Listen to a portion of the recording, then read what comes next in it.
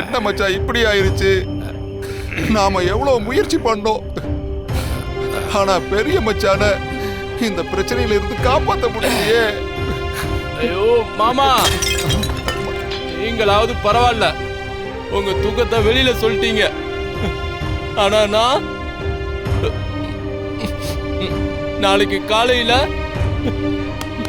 என் அண்ணனுக்கு எதிராக தீர்ப்பு சொல்ல போறேன். ஐயோ, என் அண்ணனுக்கு எதிராக பேசுறதுக்கு கூட எனக்கு வாய் வராது. ஆனா ஆனா நாளைக்கு என் அண்ணனுக்கு எதிராக தீர்ப்பு சொல்ல போறேன். நானும் எல்லா முயற்சியும் எடுத்துட்டேன், என்னால முடிஞ்ச எல்லாமே பண்ணிட்டேன். ஆனா இந்த விஷயத்துல இன்னும் ஒரு தெளிவும் கிடைக்காம இருக்கு. ஆனாலும் நான் விட மாட்டேன். ஆண்டவன் மேல பாரத்தை போட்டுட்டு பஞ்சாயத்து முடிகிற கடைசி நிமிஷம் வரைக்கும் போராடுவேன். ஏதாவது பண்ணி பெரியப்பாவை காப்பாத்தணும் சீனு. கண்டிப்பா காப்பாத்தணும். நம்ம ஏதோ எங்கேயோ ஒரு இடத்துல மிஸ் பண்றோமோன்னு தோணுது மாயா. அந்த இடத்த கரெக்டா கண்டுபிடிச்சிட்டா நம்ம ஜெயிச்சிடலாம். ஆமா சீனு, ஹாஸ்பிட்டல் வரைக்கும் போய் நான்சி வரைக்கும் கண்டுபிடிச்சி நான்சியோட அட்ரஸ மட்டும் இன்னும் கண்டுபிடிக்க முடியல. அதை மட்டும் நம்ம கண்டுபிடிச்சிட்டா விடிய காலையிலேயே அவங்க கிட்ட போய் அந்த உண்மையை தெரிஞ்சுக்கலாம். ஆனா அவங்க அட்ரஸ கண்டுபிடிக்க முடியலையே. நீ கவலைப்படாத, நம்ம எப்படியாவது கண்டுபிடிச்சிடலாம். அப்பாடா, ஆட்டம் ஆரம்பிக்கிறதுக்கு முன்னாடியே ரகுராம் குடும்பத்துல இருக்கிற மாயா தன்னோட தோல்வியை ஒத்துக்கிட்டது இதுதான் முதல் தடவை. இனிமே இவங்க போராடினாலும் சரி போராடலனாலும் சரி கிரவுண்டுக்குள்ள வரத்துக்கு முன்னாடியே தோத்துட்டான். அந்த நான்சியோட அட்ரஸ் அவங்களுக்கு தான் கிடைக்கல, ஆனா நமக்கு கிடைச்சிருக்கு. சூப்பர்னு. அப்ப நாளை காலையில முதல் ஆளா அவங்க கிட்ட போய் நமக்கு தேவையான இன்ஃபர்மேஷனை அவங்க கிட்டயும் கலெக்ட் பண்ணிட்டு நம்ம சைடு ஸ்ட்ராங் பண்ணணும். ஆமாமா, அதையும் பண்ணிடுவோம். எப்படியோ போராடி அந்த லாக்கெட் செயின் எனக்கு கிடைச்சிருச்சு. இப்போ நம்ம அதே கடையில் கொண்டு போய் கொடுத்தா அந்த லாக்கெட் செயினில் இருக்கிற அம்மாவோட ஃபோட்டோவை கண்டுபிடிச்சு கொடுத்துருவாங்க.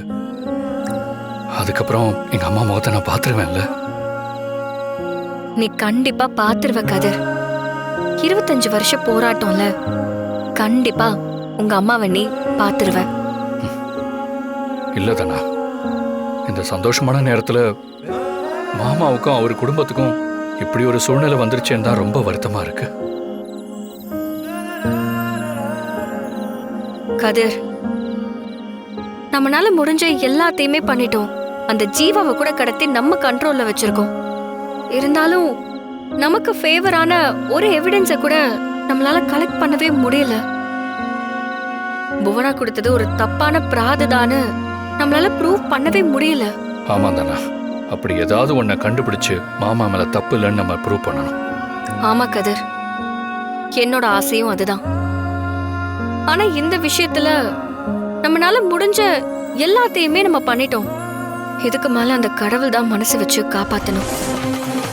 ஜானகி, என்ன பேசிட்டு இருக்கிற நீ? உன் மனசுல என்ன நினைப்பு இருந்தா இப்படி எல்லாம் பேசிட்டு இருப்ப? முதல்ல நீ இங்க இருந்து எந்திரி. இல்லத்த, என்ன மன்னிச்சிருங்க. இது தவிர எனக்கு வர வழி தெரியல. ஏன் இப்படி எல்லாம் பேசிட்டு இருக்க? முதல்ல நீங்க இருந்து எந்திரின்னு சொல்றேன்ல. இல்லத்த, தயவு செஞ்சு என்ன கட்டாயப்படுத்தாதீங்க, என்ன விட்டுருங்க. இத பாரு, நீ இப்படி எல்லாம் பண்ணிட்டு இருக்காது. ஆமா, பஞ்சாயத்து நம்ம கையை விட்டு போகாது. இல்ல அத்த, எனக்கு நம்பிக்கை இல்ல. என் கடைசி நம்பிக்கையே இந்த சாமிதான். சாமியே என் நம்பிக்கையை காப்பாத்தலனா நான் எடுத்த இந்த முடிவுல பின்வாங்கறதா இல்ல. ஜானகி, இத பாரு, இதுக்கெல்லாம் நான் ஒரு நாள் சம்மதிக்க மாட்டேன். எழுந்துரு, எழுந்துருன்னு சொல்றேன்ல.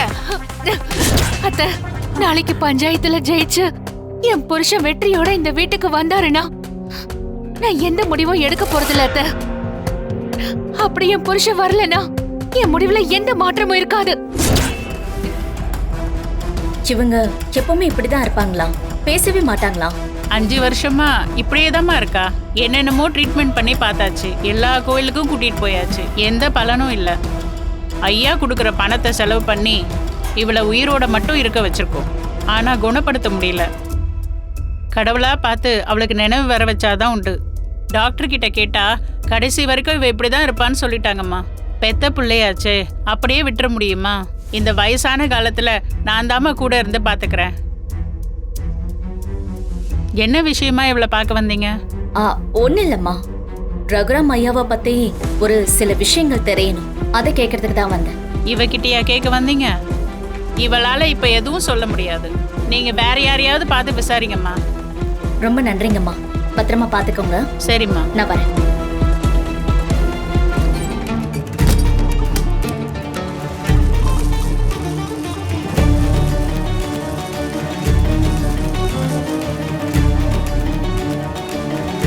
ரொம்ப நன்றிங்க. அவங்க எப்படியும் இங்க வருவாங்கன்னு யூகிச்சோம். இப்படி நடிச்சு ஏமாத்தினாதான் அவங்க உண்மையை தெரிஞ்சுக்கிறதுக்கு எந்த முயற்சியும் எடுக்காம இருப்பாங்க. எங்களுக்காக நீங்க நடிச்சதுக்கு ரொம்ப ரொம்ப நன்றிங்க. என்னம்மா நீ? ரகுராம் ஐயா தான் 20 வருஷமா எங்களை பார்த்துட்டு இருக்காரு. அவருக்காக நாங்க எங்க உசுர கூட கொடுப்போம்மா. ஆமா, நீங்க என்ன விஷயத்துக்காக வந்திருக்கீங்க? அப்பாவை பத்தி உங்களுக்கே நல்லா தெரியும். ஜீவான ஒருத்தன் அவரோட பையன்னு சொல்லி அப்பா மேல பழிய போட்டிருக்கான். நாங்க எவ்வளவு முயற்சி பண்ணியும் அவனை பத்தின எந்த விவரமும் கிடைக்கல. ஆனா உங்க அக்கவுண்ட்டுக்கு 20 வருஷமா எங்க பெரியப்பா கிட்ட இருந்து பணம் வந்துகிட்டு இருக்கிறத கண்டுபிடிச்சோம். நல்ல நல்ல விஷயத்துக்காக தான் பெரியப்பா அதை செய்வாருன்னு எங்களுக்கு தெரியும். ஆனா அந்த ஜீவா விஷயத்துல ஏதோ ஒரு ரகசியம் இருக்கு.